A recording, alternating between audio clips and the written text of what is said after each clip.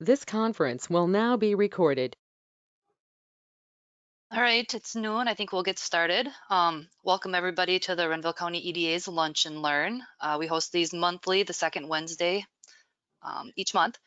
Our speaker today is Laurie Schmitz, and Laurie's a partner with Saunders, Mertens, Schmitz with over 20 years of public accounting. She earned her accounting degree from the University of South Dakota in '93 and uses her knowledge to provide auditing, accounting, consulting, and tax planning and preparation services to businesses and individuals.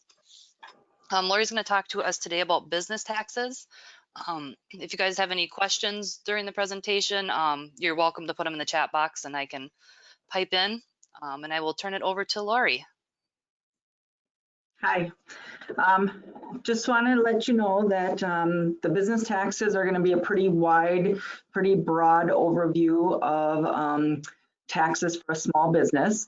So let's get started. So the first thing I want to talk about is the different types of income taxes that a small business could have. The first one, if you're a sole proprietor, that means you work just for yourself. You could have income taxes, plus you could have self-employed taxes, which is basically the Social Security tax. You end up having to pay both the employee and the employer share of those self-employment taxes. You could also be a small business. You could be an LLC. You could be an LLC, which is someone that could be by themselves, a sole member LLC or a single member LLC, they call it. And that single member LLC can be taxed really however you want it to be. You could be self-employed, sole proprietor, you could be a corporation, you could be a partnership. If you're one person, if you're a multi-member LLC, you automatically are a partnership, but again, you can be taxed as a corporation if you want. So talking about a corporation, we have two types of corporations. You have a C corporation and you have an S corporation. A C corporation, all of the income profits are taxed within the corporation. So whatever your net income is, you will pay tax on that. The corporation itself will pay the tax on that. Now, a year or two ago, corporations all went to basically a flat tax. So corporations at the federal level pay a 21% flat tax, and at the state level pay a 9% flat tax on whatever their income is. Doesn't matter what level it is, it's all one level. And then you have S corporations and partnerships. They sort of work similar. An S corporation, basically it's called a pass-through entity. A partnership is also called a pass-through entity. So any net income left over in an S corporation is then flows through and is taxed on the individual shareholder's tax return. So it's taxed at whatever rate that individual shareholder is at. And partnerships sort of work the same way. They're a pass-through entity. The biggest difference between the S corporation and the partnership is S corporations, you do not have to pay self-employment tax on that net income that comes to you. However, partnerships, you do usually have to, if you're an active partner in that partnership, you do have to pay self-employment tax on that net income that's coming to you from that partnership. And so there's advantages and disadvantages of each type of entity. Definitely the sole proprietor is probably the easiest one to get into, the easiest one to get out of. Corporations are more difficult. Partnerships are a little bit easier, but each one has distinct advantages, disadvantages that would take a long time to explain all of those. So just wanted to give you sort of the overview of the different types of entities. And there's different businesses run in different entities, so it all depends on your individual situation. The other types of taxes, if you have employees, so payroll taxes. Payroll taxes are probably one of the biggest, I don't want to say headaches, but sort of is. Many employers find payroll and payroll taxes to be sort of a big challenge, mostly because there's so much reporting and deadlines that have to be made. You know, normally you have to make monthly, at least monthly deposits for your payroll taxes. and sometimes more frequent than that, just depending on how much your payroll is. And so you have to make sure you're timely on those. If you're not, then you get a nice little penalty from the IRS. So you always want to make sure you're timely on your payroll tax deposits. The other reports that you file for payroll taxes are quarterly reports. So you usually have what's called a quarterly form 941 that reports your wages and your withholdings to the IRS. And then you also have some state withholding reports, which usually the state requires a withholding report and also an unemployment report monthly. And then annually, you file with the IRS your annual federal unemployment report. Sometimes you have to pay those federal unemployment taxes more frequently than annually. It just depends on how high your limit is and how much wages you have. Also annually, farmers paid their, or I should say filed their withholding report annually also, and that's a form 943.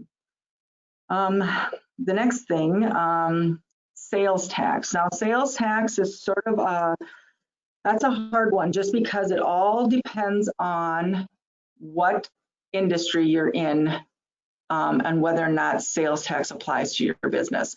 Every business is different. Minnesota has probably one of the most complicated sales tax systems out there. Everything has a different rate, depends on where you're living. Each city can put a rate, actual extra tax on. Each county could put an extra tax on. And some things are taxable, some things aren't taxable. So you have to look at your actual industry and do some looking to determine what falls under the sales tax. So then I just want to get into now next a little bit of some of the COVID stuff that has came out here in the last 6 months or so, just since COVID sort of has came around. Most people know when we talk about PPP loans. So there was what's called the CARES Act. That was one of the acts that came about regarding the PPP loans.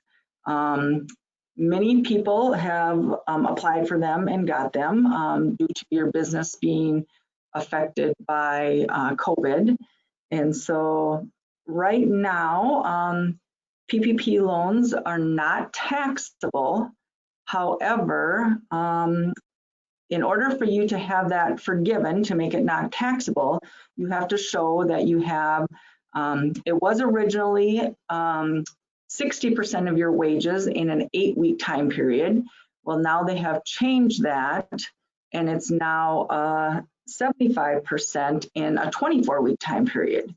So they're giving you a little bit more time. So for most people, it will be pretty easy to have that forgiveness there.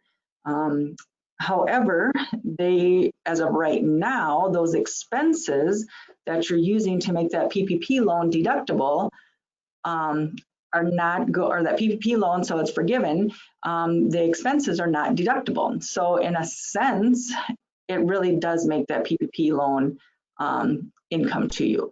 And so there is some legislation right now that's gone through the Senate, and they have not passed it in the House yet, to basically make, though any PPP loan under 150,000, they're going to make that automatically forgivable.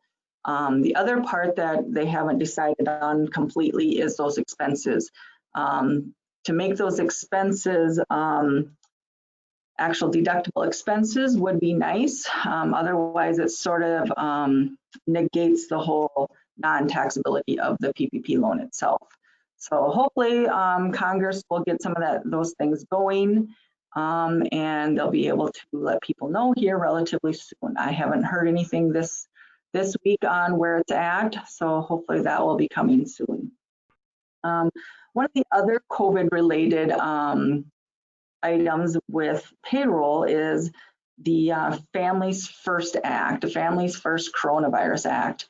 That one allows you as an employer if you have one of your employees that is out because of either themselves COVID related, or if they have a family member, or if they have kids at home that you have to be home with, that you can still pay them. It's called the employee retention credit.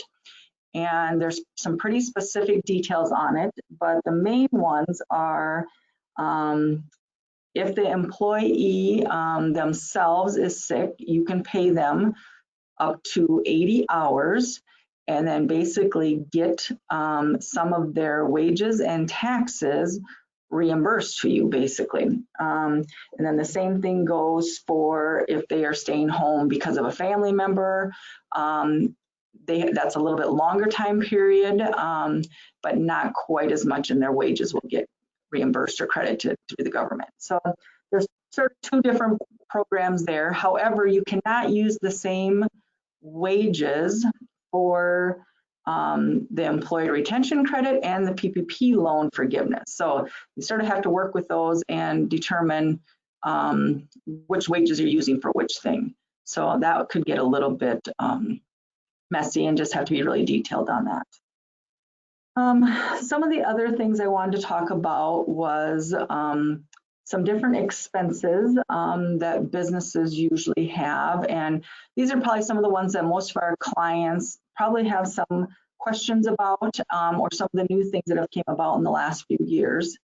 I would say vehicle expense is one of the biggest things that we have to go through with our clients on what's deductible, what's not deductible. Usually as a sole proprietor, you can take one vehicle that you use in your business and we take 75% of the actual expenses. And so what that means is that vehicle, you depreciate it, and then you keep track of all of those expenses separately, like insurance and gas and oil changes, repairs, all those types of things. And then we take 75% of those actual expenses, 75% of the depreciation. So you can also take mileage. So if you have a business that you aren't really going out and meeting with clients or driving it for your actual work, mileage is probably the best thing. So if you're in more of a service industry, that you're at an office more and you don't really have to go out and meet people a whole lot, probably mileage is the best thing. And so usually you need to keep track of those business miles in a log. And right now for 2020, the mileage rate is 57.5 cents per mile. So that encompasses all your wear and tear, your gas, your repairs, your oil changes, all of that stuff encompasses all that. So sometimes it works out better to take mileage depending on how many miles you drive versus what kind of vehicle that you have. So you just have to sort of look at it, and you have to elect that when you put that vehicle into service. So if for some reason mid-year you want to change, you can't. You have to wait until you get a different vehicle. So that's just one thing to remember. Another new thing is entertainment expenses. Entertainment expenses used to be deductible. However, with one of the newer bills that was passed a couple of years ago, they disallow entertainment expenses. So that means any expenses for maybe golf club membership, maybe sporting events, any of those type of things are now disallowed. You can still pay for them through the business, but you cannot deduct those anymore. Another item is cell phones. Most people have a cell phone they use for business, and so usually as a sole proprietor, we take that at 75% use, and so you automatically can take that without really having to substantiate any personal use on that. If you have employees and they are using their cell phone for work, you can definitely take that also, pay for that, or you can give them an allowance. I think it's $40 per month that you can give them without having to worry about that being taxable or income to them. Another item is home office. So we have some people that work out of their home for their business. So home office is a little tricky just because you have to use it exclusively for your business. So you can't really do any personal things in there. You can't have your kids in there. Any of that stuff is basically, you have to use it exclusively for business. And then you can take a percentage of your utilities, your real estate taxes, your mortgage. That's sort of the long way of doing it.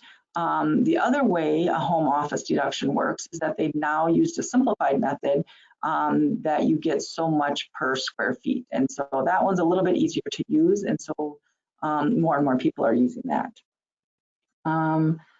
Another item is if for some reason your business incurred any like penalties. So let's say you had payroll taxes that you paid late and the IRS assessed you penalties.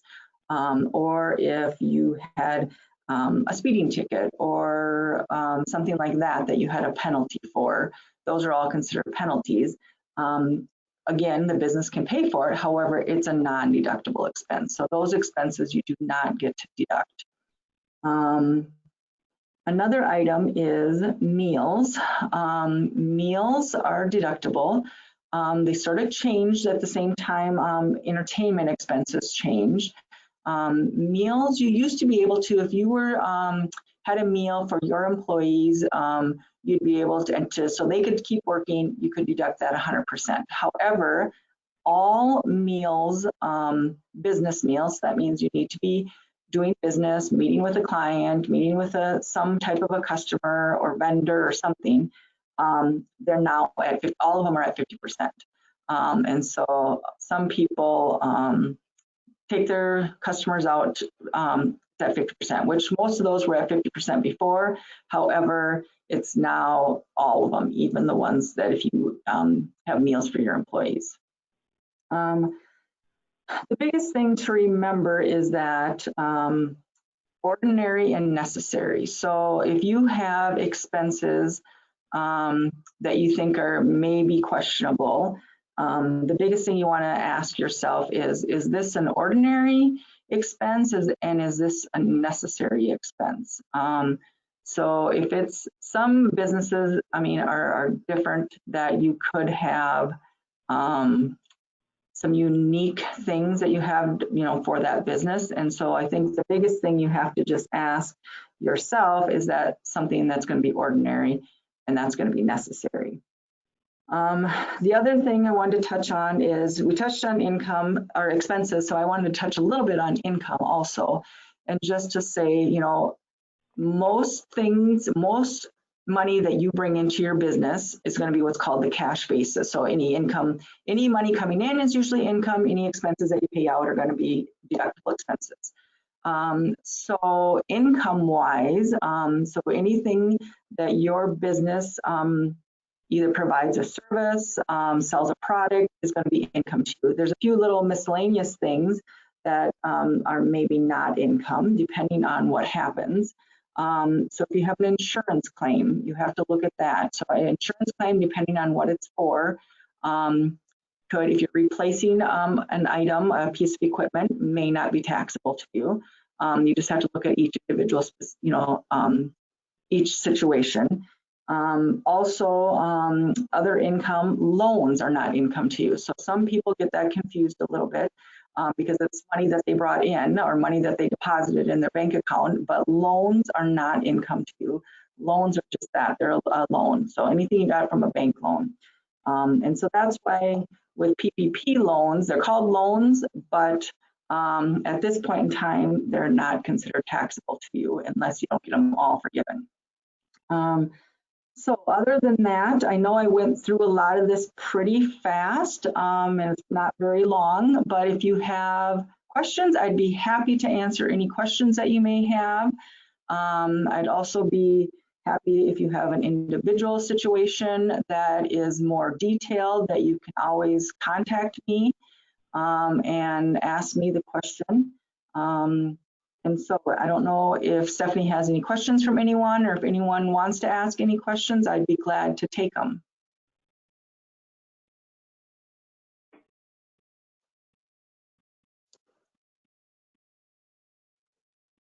I have no questions in the chat box yet, Laurie. Okay, so pretty short and sweet, but it's a pretty big overview of taxes. I mean, every situation is so unique that, you know, it's pretty broad.